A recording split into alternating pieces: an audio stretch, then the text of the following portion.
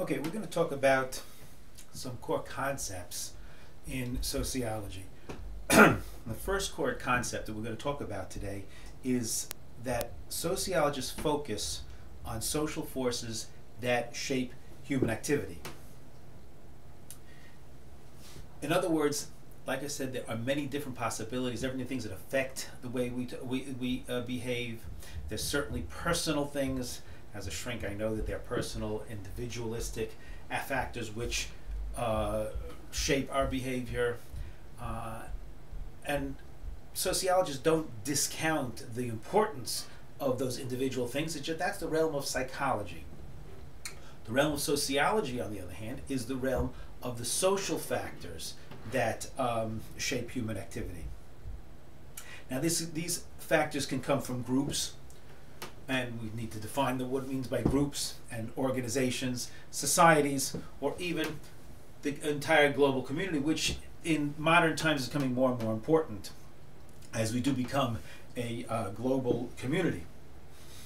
What do we talk about? Human activity. Well, that's really anything that we do that with one another, right? So if we're walking down the street with a friend, there are things which factor how we are going to walk down with a friend. If I'm walking down with a male friend, if I'm in Ghana and it's a good friend of mine, I'll be holding his hand, regardless of my sexuality. In New York City, if I'm holding a man's hand, people make assumptions about my sexuality. And that is defined by the culture and the society.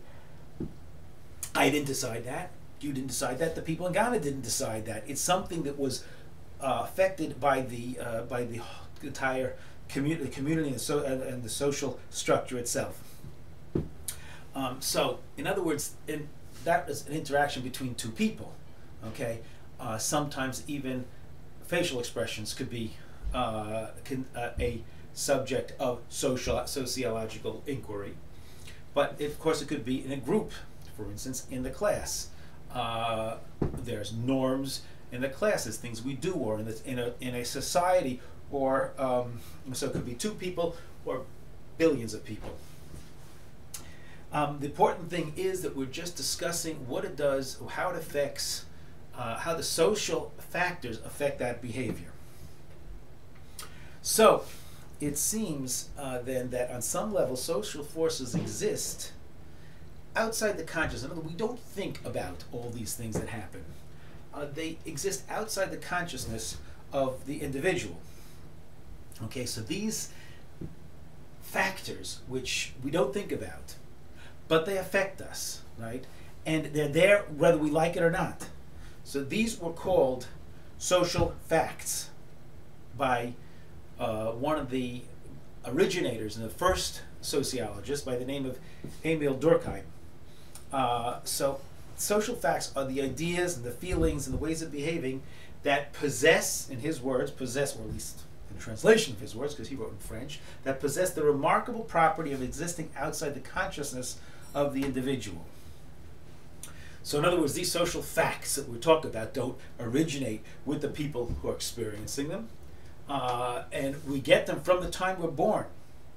They start to be taught to us through a process of societal factors, societal influence. And it's imposed upon us and influences and shapes our thinking and our feeling and the acting, and we had nothing to do with creating them. For instance, we can think about that in the sense of socialization, which we'll talk about, how people become a particular act in a particular gender manner. Is there some social factor which makes boys masculine and girls feminine, or boys feminine, girls masculine, for that matter? But it seems that there seems to be some sort of coercive enforcing factor. So only when people actually resist, and you go along with it. You don't really question a lot of these things. How often do you take a shower? Well, in America, we normally take a shower once a day or once every other day. At one point in society, took a shower once a month. But do you question the importance of taking a shower? Do you question the importance of brushing your teeth? Brushing your teeth was not, something which was done for hundreds of years. But there's nobody questions it. So it seems to force you into it. I couldn't think of doing something. What about, for instance, eating insects? Do we eat insects? Now, I don't eat insects because I have a religious reason not to. But people who don't have a religious reason not to, why shouldn't they eat insects? And in truth, there are forces today in society which will try to convince you because they're inexpensive and highly nutritious. And I could show you a lecture of very intelligent people. Do you want to? Would you like to? Well, probably not, but you're forced to think that way. There's no reason, no logical, rational reason for you not to eat insects, for instance.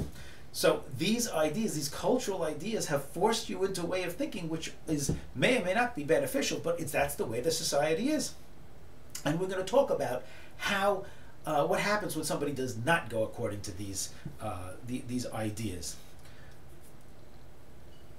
And obviously they can change, right? So these social facts that we call them now include different opinions, for instance. State of affairs with some sort of being, state of being.